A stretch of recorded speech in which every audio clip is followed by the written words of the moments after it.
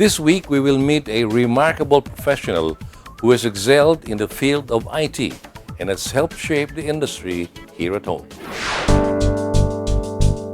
Anyone who moves around in the IT or business outsourcing industry knows Rey Untal, whose professional life as an IT practitioner is legend in these parts. Rey Untal hails from a quaint town in Antique, barely 2 hours away from Boracay, but now already a tourist destination in itself. His mother was a public school teacher while his father worked several jobs in Antique. The youngest of 7 kids, the Untal family relocated to Manila when Rey's older siblings began working in the metro. He was only 8 years old then. I spent most of my childhood days in Quezon City. And in Quezon City was also where I took my primary school, and eventually also took my high school days in a Dominican school. And later on, my dad, in fact, coerced me. I think coerced is the right word to take up my university days in Ateneo.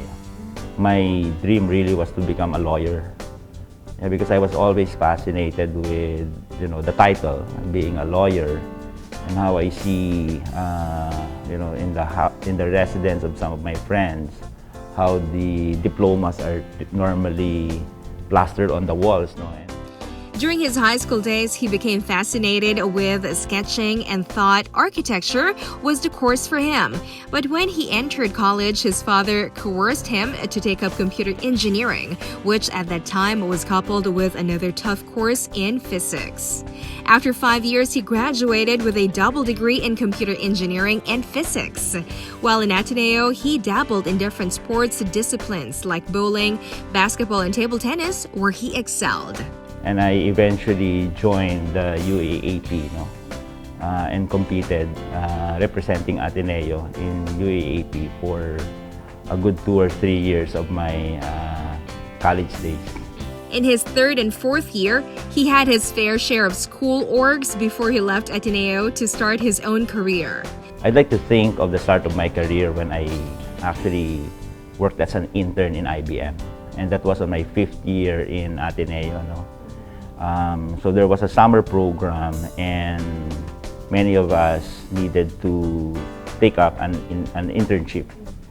And I was fortunate to be one of the few who were taken by IBM.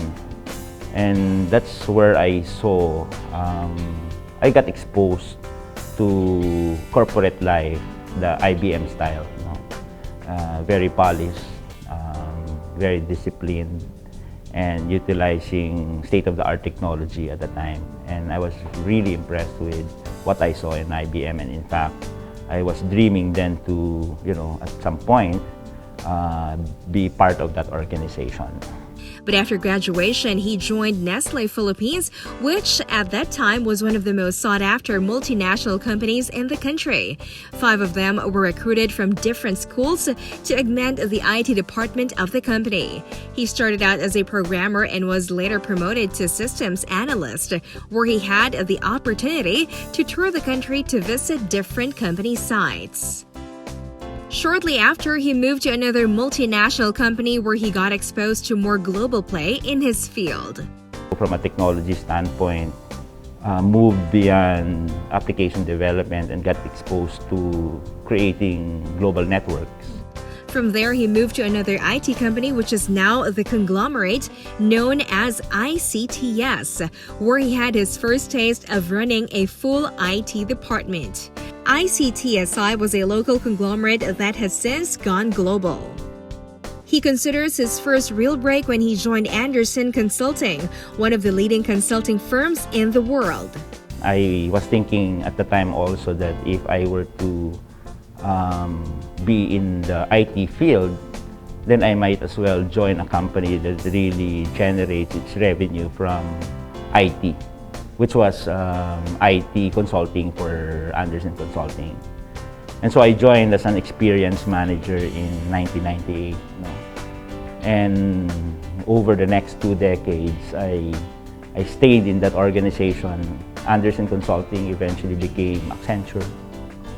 And for more than a decade, I was a partner slash managing director, leading one of the industry verticals in that company until my retirement 18 months ago. And the other thing that I really benefited from, specifically in Accenture, is when I got stationed outside of the country. Kasi in Accenture, you tend to be assigned to many locations. And that's part of the formula that we have, to expose yourself to different cultures, to expose yourself to working side by side with your clients, and less emphasis on being a back office operator, but really, being part of the game.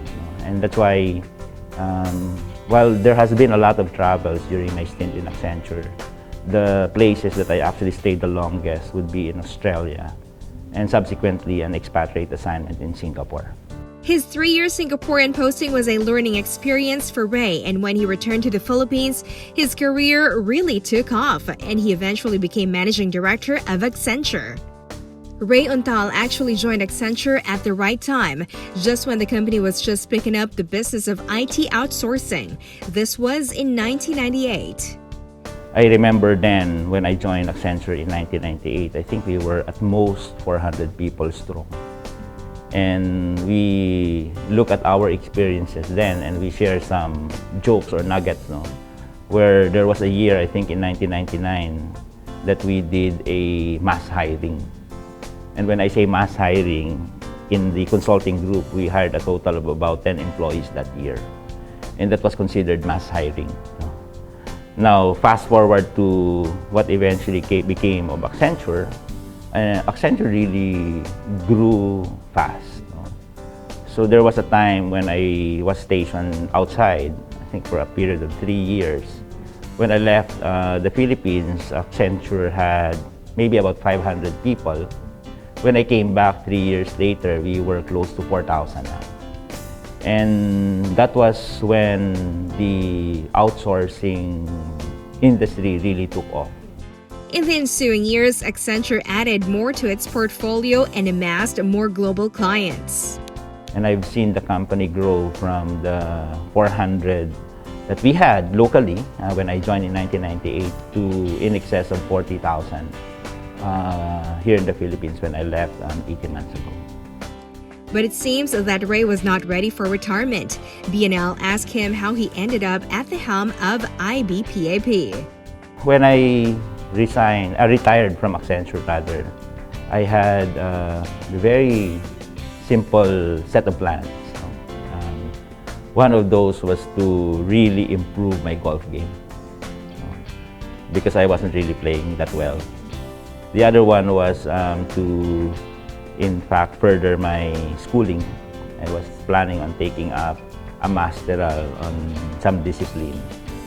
And the last was for me to eventually enter the academe and teach for the rest of my fruitful years. Because that was that in my view was my best way of paying it forward, especially to an industry that has done so much for me. Unfortunately, even the best laid plans may not end up well. Rey played gold more often than he ever did, but his game did not improve. He did a quick campus tours of schools in the U.S. for his planned master's course, but found that he had to shell out so much for a 2-year degree. So he also shelved the idea. Fate had other plans for him. A colleague of mine in the industry approached me and asked me if I were interested in helping out the industry. And when I asked how, he mentioned IBPAP. And while I had some vague idea of what IBPAP had, I didn't fully understand it enough. I had a series of conversations with a few board members or board of trustees. And subsequently, I learned to appreciate it a lot better, and I started to understand the magnitude of the potential impact this association could have on the industry. The only reservation I had then was that the network I built up until that time was really more external because of the nature of the work that we did in Accenture, and I knew then that the work that we were to do here in IBPAP was very relational in nature, no? And I didn't know a lot of people. But that's the beauty of, you know, having a very supportive board. They opened doors for me. They naturally introduced me to the contacts that I need to be working with. And over a short period of time, I started to build my own network. He learned that in this industry, the stakeholders and players tend to work together and moved in the same circle. When you meet a few, you meet a lot. And in fact, I always brag about the point where, you know, for the first 5-6 months, I think, I was consuming close to 1 box of business cards every month. He commutes to work every day for 2 to 2.5 hours every day, and we're talking of just one way. Commuting daily for 5 hours can only mean one thing, that Rey Untal loves his job at the IBPAP. I wouldn't be here. When I got here and I started to really understand the potential impact it could have on the, not just on the industry, but on the lives of many Filipinos, I feel blessed to have been given this opportunity to be a steward, no?